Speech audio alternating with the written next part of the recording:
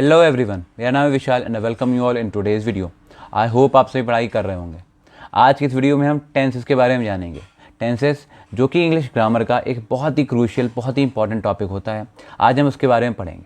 आज की ये वीडियो थोड़ी सी ज़्यादा अच्छी होने वाली है क्योंकि इसमें हम एक नए फॉर्मेट को ट्राई कर रहे हैं, जिसमें मैं इस तरीके से फेस कैम कर रहा हूँ और हमारे साथ में एक PDF चल रही होगी जिसके ऊपर मैं जो भी टेंसेस के रूल्स हैं और उसके बारे में जो भी एक्सप्लेनेशन होगा वो वहाँ पे चल रहा होगा। तो आई होप आपको ये सारी चीज़ें पसंद आएंगी और अगर आपको पसंद आती हैं तो कमेंट में ज़रूर लिखिए। अगर कोई डाउट या कोई भी आपको प्रॉब्लम होती है समझने में तो आप कमेंट में लिख सकते हैं। तो चलिए वीडियो को शुरू करते हैं। तो सबसे पहले हम बात कर लेते हैं कि हमारे जो टेंस होते हैं, हम टेंस से क्या मतलब होता है कि अगर जब हम बात करते हैं टेंस, तो टेंस क्या है। तो टेंस का मतलब सिंपली होता है कि हम बात कर रहे हैं टाइम की। टाइम यानी कि किस चीज़ का टाइम, वर्ब का टाइम। जो भी वर्ब हमारे एक सेंटेंस में दे रखी है उस वर्ब का टाइम क्या है, वो किस टाइम में की गई है। यानी कि देखते हैं कि टेंस टेल द टाइम क्या बताता है, टाइम बताता है। व्हेन यानी कि कब, the verb of the sentence is done. Sentence की जो वर्ब होती है वो कब की जा रही है, इसको बताने के लिए हम क्या इस्तेमाल करते हैं, टेंस का इस्तेमाल कर रहे होते हैं अपने सेंटेंस के अंदर। ठीक है, दूसरा पॉइंट देखते हैं। There is only one tense to be honest, that is present. यानी कि अगर हम सही तरीके से देखें वास्तविकता में तो एक ही टेंस होता है जो कि कौन सा है, प्रेजेंट टेंस होता है। ठीक है, वास्तविकता प्रेजेंट में ही होती है, वर्तमान में ही होती है, इसलिए हमें वर्तमान में ही जीना चाहिए। इसके अलावा भी हम अगर जानते हैं तो हमने पढ़ा होगा कि पास्ट टेंस भी होता है और फ्यूचर टेंस भी होता है। तो क्या वो टेंस नहीं होते, क्या वो वर्ब का टाइम नहीं बताते हैं। लेकिन मैंने ऐसा क्यों कहा कि प्रेजेंट टेंस ही सारे टेंस में मूल या महत्वपूर्ण या इम्पॉर्टेंट या क्रूशियल होता है। क्योंकि अगर हम प्रेजेंट की बात करें, जो प्रेजेंट बीत चुका है, जो प्रेजेंट हो चुका है, उसी को तो पास्ट कहते हो। पास्ट कुछ अलग से नहीं आया। जो प्रेजेंट है वो प्रेजेंट जब पूरा हो जाता है तो हम उसको क्या कहने लगते हैं, उसको पास्ट कहने लगते हैं। और यही प्रेजेंट जो आने वाला है, जो अभी तक आया नहीं है, उसको हम क्या बोल देते हैं, फ्यूचर कहते हैं। तो इसी तरीके से हम अपने जो टेंस होते हैं उनको 3 पार्ट में बांटते हैं। कौन कौन से, पास्ट, प्रेजेंट और फ्यूचर। यानी जो हमारी वर्ब होगी वो 3 टाइम में हो सकती है, पास्ट में हो सकती है, प्रेजेंट में हो सकती है या फिर फ्यूचर में हो सकती है। ठीक है, सिंपल है यहाँ तक, तो ये सारी चीज़ें सिंपल सी हैं। अच्छा चलो देखते हैं आगे। When the present is past, जब भी प्रेजेंट जो होता है वो बीत जाता है, हम उसको क्या बोलते हैं, हम उसको पास्ट बोल देते हैं। और जो प्रेजेंट आने वाला होता है इसको हम क्या कहते हैं, फ्यूचर कहते हैं, which is still to come. जो अभी भी आने वाला होता है उसको फ्यूचर कहा जाता है। As simple as that. इससे ये बस इतना होता है टेंसेस के बारे में, जो कुछ भी हमको जानना था वो इतनी सारी जानकारी थी। ठीक है, आगे बढ़ते हैं। अब हम जानेंगे टाइप्स ऑफ सेंटेंस का नाम हमने सुन लिया कि पास्ट टेंस, प्रेजेंट टेंस और फ्यूचर टेंस, इतना तो हमने जान लिया। इसके अलावा क्या होता है, इसके अलावा ईच टेंस यानी कि हर एक टेंस जो है इसे डिवाइडेड, उसको डिवाइड किया गया है इनटू फॉलोइंग 4 क्लासेस। 1 2 3 4 क्लासेस में, 4 भागों में उसको बांटा गया है। यानी कि अगर हम पास्ट की बात कर लेते हैं तो पास्ट टेंस को हम क्या करेंगे, हम 4 पार्ट में बांटेंगे। कौन कौन सा, सबसे पहला तो कॉन्टीन्यूअस, दूसरा हो जाएगा हमारा परफेक्ट। जो कॉन्टीन्यूअस भी होगा, परफेक्ट भी होगा, उसको हम कहेंगे परफेक्ट कॉन्टीन्यूअस। और जो ना परफेक्ट होगा, ना कॉन्टीन्यूअस होगा, उसको हम कहेंगे इनडेफिनिट। ठीक, तो 4 पार्ट हो जाएंगे। कौन कौन से, कॉन्टीन्यूअस, परफेक्ट, परफेक्ट कॉन्टीन्यूअस और इनडेफिनिट। ठीक है, आगे बढ़ते हैं। कॉन्टीन्यूअस टेंस क्या होता है, जब भी हम कॉन्टीन्यूअस टेंस की बात करते हैं तो हमारा मतलब क्या होता है, एक सेंटेंस में कॉन्टीन्यूअस उसको कब कहा जा सकता है, क्यों कहा जाता है, क्या कारण होता है जो उसको कॉन्टीन्यूअस कहा जाता है। तो सबसे पहली लाइन देखो क्या लिखी हुई है, when the verb is in continuation. Continuation का मतलब क्या हुआ, कंटिन्यूएशन का मतलब हुआ कि जो वर्ब है वो लगातार चल रही है। यानी एग्जाम्पल के लिए हमने बोला कि Ram is cooking a dish. जब हमने ऐसे बोला है तो यहाँ पे काम क्या हो रहा है, कुक करने का। यानी कि जो भी व्यक्ति है राम रमा, वो क्या काम कर रहा है, कुक करने का काम कर रहा है। क्या कुक कर रहा है, एक डिश को कुक कर रहा है, एक कोई भी पकवान बनाने की यहाँ पे कोशिश कर रहा है। तो हम बोलेंगे यहाँ पे जो भी काम है वो कंटिन्यूएशन में है, लगातार हो रहा है, बिना रुके हो रहा है, तो हम कह देंगे वो कौन सा टेंस है, कॉन्टीन्यूअस टेंस है, अब वो प्रेजेंट में हो, चाहे पास्ट में हो या फिर फ्यूचर में हो, कहलाएगा क्या? कॉन्टीन्यूअस ही कहलाएगा। यानी कि पास्ट में लगातार होगा तो पास्ट कॉन्टीन्यूअस, प्रेजेंट में लगातार होगा तो प्रेजेंट कॉन्टीन्यूअस, और फ्यूचर में लगातार होगा तो हम क्या बोलेंगे? Future continuous. ठीक है, तो आई होप समझ में आ गया होगा यहाँ तक आपको। अच्छा, उसके आगे अगर हम आते हैं तो हम देख सकते हैं क्या लिखा हुआ है, not only action but also the state of the subject. यानी कि जो कॉन्टीन्यूअस टेंस होता है ये सिर्फ और सिर्फ एक्शन के लगातार होने को नहीं बताता है, बल्कि उसके स्टेट को भी बताता है। स्टेट का मतलब हुआ अवस्था, कोई भी चीज़ किस तरीके से है। जैसे मान लो ये जो पेन मेरे हाथ में स्टाइलस है, इसको मैंने यहाँ पे रखा हुआ, तो अब ये इस जगह पे लगातार उसी स्थिति में है जिस स्थिति में ये थोड़ी देर पहले है। तो लगातार एक ही स्टेट में बने रहना, एक ही स्थान पे बने रहना, उसके लिए भी हम किसका इस्तेमाल करते हैं? हम कंटिन्यूस टेंस का इस्तेमाल कर लेते हैं। ठीक, मान लो मैं यहाँ पे बैठा हुआ हूँ तो हम कह सकते हैं कि आई एम सिटिंग। तो जब भी हमने बोला आई एम सिटिंग, तो आई एम सिटिंग में यहाँ पे हम इतना तो जानते होंगे थोड़ा थोड़ा सा कि इज एम आर के साथ में आई एन जी लग रखा है, तो ये प्रेजेंट कॉन्टीन्यूस का टेंस है। ठीक है, तो प्रेजेंट है, कॉन्टीन्यूस क्यों है? क्योंकि यहाँ पे सिट जो भी हो रहा है ना, बैठने का काम, ये कैसा है? ये कॉन्टिन्यू है, लगातार हुए जा रहा है, ये कोई काम बीच में रुक नहीं रहा है, इसलिए हम इसको कह रहे हैं प्रेजेंट कॉन्टीन्यूस या फिर कॉन्टीन्यूअस। प्रेजेंट में हो रहा है तो प्रेजेंट कॉन्टीन्यूअस। ठीक है, ठीक है, उसके आगे क्या है? Present participle form of the verb. इसमें हम यूज़ करते हैं प्रेजेंट पार्टिसिपल फॉर्म। हमने नॉन फाइनेट वर्ब की वीडियो में जाना है और हम जानते हैं कि एक नॉन फाइनेट वर्ब होती है पार्टिसिपल, और प्रेजेंट पार्टिसिपल वो होती है इसमें हम आईएनजी फॉर्म का इस्तेमाल करते हैं। तो जहाँ पे भी हम बोलते हैं प्रेजेंट पार्टिसिपल, वहाँ पे होती है आईएनजी फॉर्म। ठीक है, तो कंटिन्यूअस टेंस हम जानते हैं आईएनजी फॉर्म का इस्तेमाल किया जाता है। जैसे अभी हमने एग्जांपल लिखा था कि आई एम सिटिंग, तो सिटिंग में जो आईएनजी फॉर्म लगा दी है ना सिट की, उसी को हम क्या बोलेंगे कि वो प्रेजेंट पार्टिसिपल फॉर्म यहाँ पे हो रखी है एक वर्ब की, तो इसमें यूज़ करते हैं। तीसरी चीज़ जो हमने बहुत बार सुनी होती है, बहुत बार जानी होती है अपने आसपास में, कि हम हिंदी जब भी पढ़ रहे होते हैं, क्योंकि हमें तो हिंदी बोलना ही आता है, हम हिंदी भाषी होते हैं, तो हम क्या काम करते हैं, हिंदी में इसको कैसे पहचानेंगे भाई ये कंटिन्यूएशन में है या नहीं है। तो पहली बात तो हम जब सेंटेंस को पढ़ेंगे, वर्ब को एनालाइज करेंगे, उसका आंकलन करेंगे, तो हमको समझ में आ जानी चाहिए। और अगर बाई चांस नहीं आती है तो ज़्यादातर जो वाक्य होंगे उसमें रहा है, रहा था या फिर रहा होगा जैसे शब्द आ जाते हैं। ज़्यादातर बोलने का मतलब है there is always an exception, अपवाद हमेशा होता है। तो ज़रूरी नहीं है कि अगर ये ना लिखे हों तो कंटिन्यूएशन नहीं होगी, कंटिन्यूएशन हो सकती है इनके अलावा भी। ठीक है, तो आई होप इन चीज़ों को थोड़ा ध्यान में रखा जाएगा। ज़्यादातर ऐसे ही होते हैं, जैसे कि मैं जा रहा था, मैं जा रहा हूँ, वह जा रहा होगा, वह खेल रहा होगा, मैं बोल रहा हूँ, मैं पढ़ा रहा हूँ, मैं देख रहा हूँ, आप इस वीडियो को देख रहे हैं। तो ये सब में काम जो है वो लगातार हो रहा है, तो कंटिन्यूएशन में होता है। आई थिंक इतना एक्सप्लेनेशन अभी के लिए काफ़ी है, आगे आके हम इसको और ज़्यादा जानेंगे और ज़्यादा जानने की कोशिश करेंगे। तो आगे बढ़ते हैं।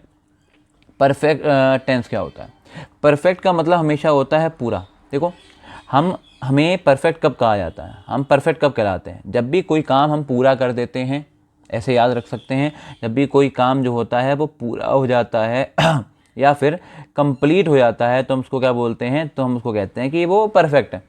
ठीक है, परफेक्ट, तो हम बोलेंगे परफेक्ट का मतलब पूरा ही होगा, पूरी की पूरी इंग्लिश ग्रामर में, थोड़ी सी जगहों पे छोड़ के, एक दो जगहों पे छोड़ पे, बाकी हर जगह पे परफेक्ट का मतलब हो जाएगा पूरा होना। ठीक है, When the verb is completed, वही चीज़ लिखी हुई है, वर्ब कैसी हो जाएगी मेरी? वर्ब कंप्लीट हो जाएगी, वर्ब जो है वो पूरी हो चुकी होगी, यानी कि वर्ब अब बची नहीं है, वर्ब तो पूरी हो चुकी है, कुछ चीज़ें होंगी वो आगे आके देखेंगे। Past participle form of the verb, जैसे कि प्रेजेंट पार्टिसिपल एक नॉन फाइनाइट वर्ब था, पास्ट पार्टिसिपल भी एक नॉन फाइनाइट वर्ब होता है, और ये नॉन फाइनाइट वर्ब क्या होती है?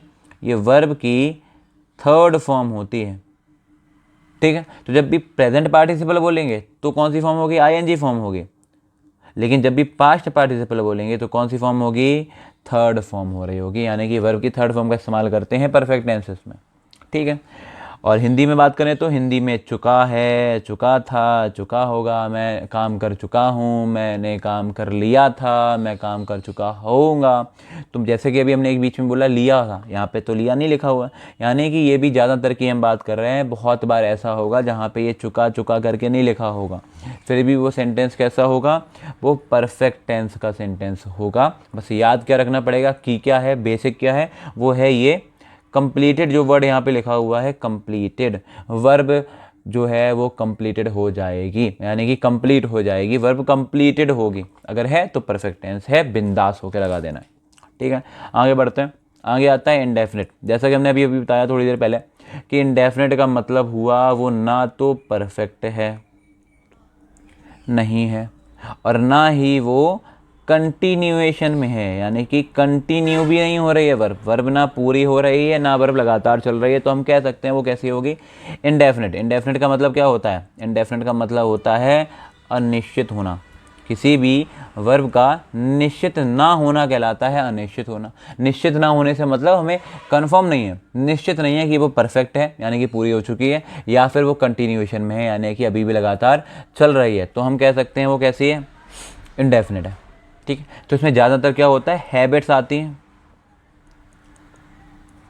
ठीक है, यहाँ पे हैबिट्स क्या होती हैं, जैसे कि मान लो मेरी एक आदत है कि मैं रोज़ाना शाम को बुक पढ़ता हूँ, तो क्या मैं वो बुक अभी पढ़ चुका हूँ, मान लें कि वो बुक पढ़ने का काम हो चुका है, हाँ हो भी चुका है, क्या मैं बुक अभी पढ़ रहा हूँ, नहीं पढ़ रहा हूँ, तो हम कह सकते हैं पढ़ता हूँ रोज़ाना, वो काम रोज़ाना होता है, कंटिन्यूएशन है, पूरा भी हो चुका है। लेकिन यहाँ पे जब हम बात करते हैं कि मैं बुक पढ़ चुका हूँ, पढ़ता हूँ यानी कि इंडेफिनिट टेंस, तो हम ये नहीं कह सकते हैं वो परफेक्ट है या कंटिन्यू है, यानी कि यहाँ पे वो कैसा है, अनिश्चित होता है, यानी कि the verb is not confirmed whether it is continue, whether it is continuous और it is perfect, means whether it is in continuation और इट इज़ कंप्लीटेड। जब भी हम डाउटफुल होते हैं हम लगा देंगे इंडेफिनिट टेंस, सिंपल बिंदास होकर लगा देनी है। हमको अगर सेंटेंस में कुछ समझ नहीं आ रहा है, हम कह सकते हैं वो जो भी टेंस की वर्ब है वो कैसी हो जाएगी, वो इनडेफिनिट हो जानी है। ठीक है, आगे बढ़ते हैं। When the verb is neither in continuation और कंप्लीटेड, यानी कि परफेक्ट भी नहीं है, कंटिन्यूएशन में भी नहीं है, तो इनडेफिनिट हो गई। यूजुअल हैबिट्स को बताता है, यानी कि जो आदतें होती हैं हमारी उनको बता देता है, यानी कि जैसे हमने एग्जांपल लिया कि मैं रोज़ाना फल खाता था। ठीक है, तो मेरी पहले की आदत है जिसमें मैं रोज़ाना एक काम करता था जो कि है फल, तो मेरी यूजुअल हैबिट हो गई। मैंने बोला कि मैं रोज़ाना व्यायाम करता हूँ, तो ये मेरी रोज़ाना की आदत है, मैं कर नहीं रहा हूँ, ना ही मैं कर चुका हूँ। मैंने कल किया था, मैं आज फिर से करूँगा, मैं कल फिर से करूँगा, तो यानी कि ये काम जो रोज़ाना रोज़ाना करते हैं उनको हैबिट कहते हैं, वो यहाँ पे आते हैं। ठीक है, उसके बाद में अगर हम बात कर लेते हैं, वो आते हैं infinitive form of the verb, जैसे कि फिर से प्रेजेंट पार्टिसिपल में आईएनजी फॉर्म होती है, पास्ट पार्टिसिपल में वर्ब की थर्ड फॉर्म होती है, वैसे ही इन्फिनिटिव फॉर्म में हम वर्ब की फर्स्ट फॉर्म का इस्तेमाल कर रहे होते हैं। तो इन्फिनिटिव फॉर्म का मतलब यहाँ पे हो जाता है वर्ब की फर्स्ट फॉर्म, तो इन्फिनिटिव फॉर्म मतलब वर्ब की फर्स्ट फॉर्म यहाँ पे लिख देते हैं जल्दी से, वर्ब की फर्स्ट फॉर्म यहाँ पे होती है। ठीक, आई होप यहाँ तो क्लियर हो रहा होगा। हिंदी में बात कर लेते हैं। हिंदी में ता है, ता था, ता होगा, यानी कि मैं काम करता था, मैं काम करता हूँ, मैं काम करता होऊंगा, या होगा करके भी अगर वो सेंटेंस बनेगा तो वो ऐसे फ्यूचर में बन जाएगा। तो ये हिंदी में होती है। आगे बढ़ते हैं, बात करेंगे दोनों की, जहाँ पे परफेक्ट भी होगा कंटिन्यू भी होगा, तो वहाँ पे वो कहलाएगा perfect continuous tense. Perfect continuous tense देखते हैं क्या होता है परफेक्ट कंटिन्यूअस टेंस।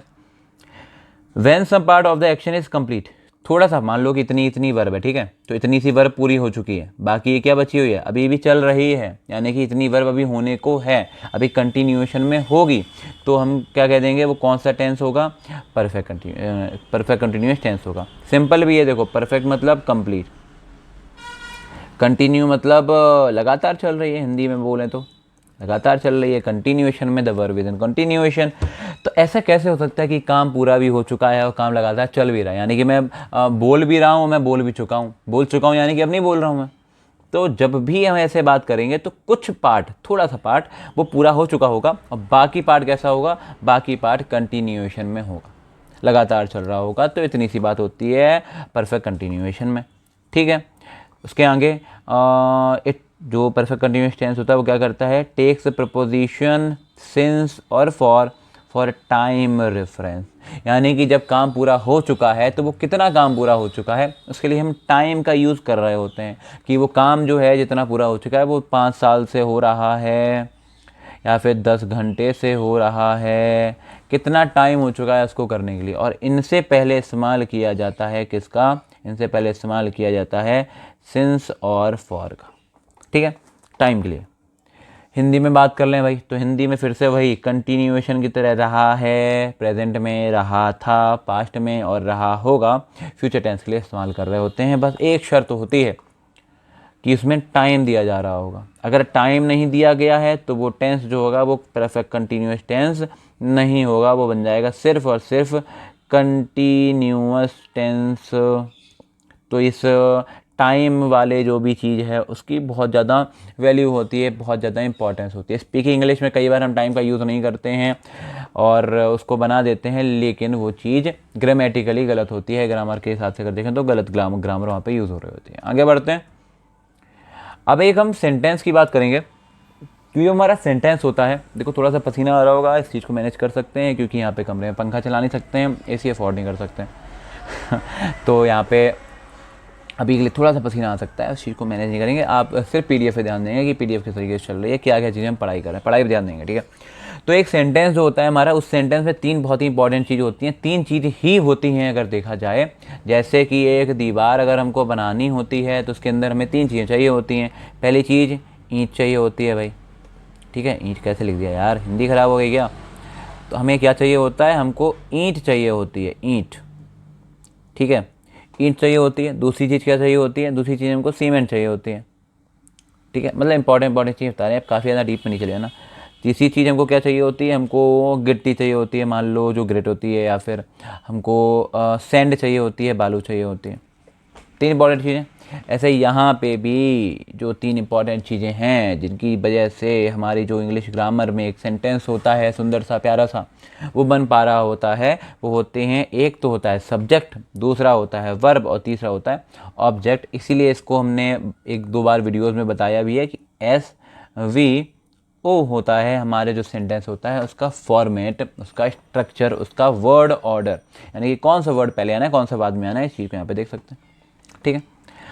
अच्छा अब देखो, सब्जेक्ट जो होता है एक सेंटेंस में उसका काम क्या होता है भाई, उसका काम होता है कि वो वर्ब को करेगा, और वर्ब का काम होता है वो सब्जेक्ट से काम करवाएगा, और उसके बाद में ऑब्जेक्ट आता है। तो एक सेंटेंस हम ध्यान रखेंगे कि हम जब भी हमें कोई सेंटेंस फॉर्म करना होगा इन टेंसेस को बनाने के लिए, तो सबसे पहले लिखेंगे सब्जेक्ट, फिर लिखेंगे वर्ब, फिर लिखेंगे ऑब्जेक्ट। और वर्ब का मतलब हो गया वहाँ पे हेल्पिंग वर्ब भी आ सकती है, मेन वर्ब भी आ सकती है, दुनिया जहान की जो भी वर्ब होंगी वो इस वर्ब वाले पूरे के पूरे कॉलम में फिट की जा सकती हैं इस जगह पे, ठीक है। की जाती ही हैं ये नहीं कह रहे हैं, की जा सकती हैं ये कह रहे हैं। If no M B H B becomes M B, ये एम बी एच बी क्या है भाई, तो एम बी का मतलब सिंपली है हमारा मेन वर्ब से, यानी कि एक सेंटेंस में जो मेन वर्ब होगी अगर वो मेन वर्ब नहीं है तो जो हेल्पिंग वर्ब दे रखी होगी वही भाई वहाँ का राजा होगा। यानी जब प्रेसिडेंट नहीं होते तो वाइस प्रेसिडेंट होते हैं, तो ये एच बी वाइस प्रेसिडेंट होता है, लेकिन जैसे ही एम बी गायब हुआ तैसे ही इस एच वी के पास में आती है फुल पावर, फिर ये क्या करता है, ये खुद को बना लेता है एक मेन वर्ब सेंटेंस की, और मेन वर्ब ही कहलाता है। फॉर एग्जांपल अगर हम यहाँ पे एक एग्जांपल लिख लेते हैं एक सेंटेंस में, तो मान लो हमने यहाँ पे लिख लिया कि रम्या इज से नहीं, एक सिंपल एक थोड़ा सा हैज़ ऐप से बना लेते हैं वरना बड़ा इजी से लगेगा। रम्या हैज़ डन हर वर्क। तो सेंटेंस में अगर हम देखते हैं तो देखो यहाँ पे रम्या आ रहा है, हैज़ हेल्पिंग वर्ब है, डन एक मेन वर्ब है, ठीक। अगर हम गायब कर देते हैं, मेन वर्ब को गायब कर देते हैं, सिर्फ हेल्पिंग वर्ब का यूज़ करके एक सेंटेंस लिखते हैं, तो देखो कैसे बनेगा। यहाँ पे हमने एक सेंटेंस लिखा कि रम्या हैज़ अ कार, यहाँ पे हैज़ आ रहा है, क्या हैज़ के अलावा कोई और वर्ब आ रही है, नहीं आ रही है, तो यहाँ पे हैज़ हेल्पिंग वर्ब तो है लेकिन इस सेंटेंस में ये हेल्पिंग वर्ब का काम नहीं करेगी, क्योंकि जब मेन वर्ब नहीं होगी तो हेल्पिंग वर्ब क्या बन जाएगी, हेल्पिंग वर्ब बन जाएगी मेन वर्ब। तो यहाँ पे क्योंकि मेन वर्ब नहीं है, हैज़ के अलावा कोई और वर्ब है ही नहीं, तो हम कहेंगे ये जो हेल्पिंग वर्ब है, ये हेल्पिंग वर्ब नहीं है भाई, इसके पास में आ गया है पावर, और ये बन चुकी है एमवी, मेन वर्ब बन चुकी है। इस तरीके से ये सेंटेंस में यूज़ हो रहा होता है। अच्छा, एक जल्दी से बता देते हैं एक और चीज़, कि जब भी हम बात कर रहे होते हैं इंट्रोगेटिव में, तो ये जो वर्ब होती है ना, इसका जो हेल्पिंग वर्ब वाला पार्ट होता है ये उठ के आगे आ जाता है, यानी कि हेल्पिंग वर्ब, फिर देखो क्या आएगा, फिर देखो यहाँ पे क्या आएगा, सब्जेक्ट आएगा, तो यहाँ साथ में सब्जेक्ट आएगा, और फिर मेन वर्ब, क्योंकि देखो हेल्पिंग वर्ब तो आगे भग गई, बची क्या यहाँ पे मेन वर्ब, और आखिरी में ऑब्जेक्ट। तो जब इंट्रोगेटिव की बात करेंगे तो इस तरीके से ये बन जा रहा होगा, इस चीज़ को थोड़ा थोड़ा ध्यान रखेंगे, आगे आगे बताएंगे ये सारी चीज़ें, ठीक है। तो इसके आगे अभी बहुत सारी चीज़ें हैं प्राइमरी ऑक्सिलरी वर्ब के बारे में जो हम यूज़ कर रहे होते हैं इंडेफिनिट टेंसेस में, उसके बारे में हम पढ़ेंगे, ये सारी चीज़ें जानेंगे। तो आज की ये वीडियो जो थी वो थोड़ी सी बड़ी है, और इसमें वीडियो में जो भी है वो पार्ट 1 था, टेंसेस का पार्ट 1। पार्ट 2 जो है वो आगे आने वाला है, तो kindly stay tuned to the channel, ताकि आप वीडियो को मिस नहीं करें। थोड़ा सा अगर आपको कोई डाउट या कुछ भी होता है तो आप कमेंट कर सकते हैं। आज की वीडियो सिर्फ इतनी है, ठीक है। अगर आपको कोई दिक्कत होती है, कोई भी डाउट होता है, कोई भी सजेशन होता है, कोई भी प्रॉब्लम होती है वीडियो को देखने में, तो एक तो ऑप्शन है आपके पास, वीडियो दोबारा देख सकते हैं, दूसरा आप नीचे कमेंट कर सकते हैं। एक सुंदर सा आपका जो कमेंट होगा पढ़ के बड़ा अच्छा लगता है, थोड़ा सा अच्छा फील होता है, चैनल पर रिस्पॉन्स लगता है, तो आप उस कमेंट को लिख सकते हैं। और फिर भी कोई डाउट या सजेशन होता है तो हमें हमारे किसी भी सोशल मीडिया प्लेटफॉर्म पे यहाँ पे फॉलो कर सकते हैं और अपने डाउट को पूछ सकते हैं। तो इसी तरीके से पढ़ाई करते रहें, हंसते रहें, मुस्कुराते रहें और पढ़ाई करते रहें। धन्यवाद।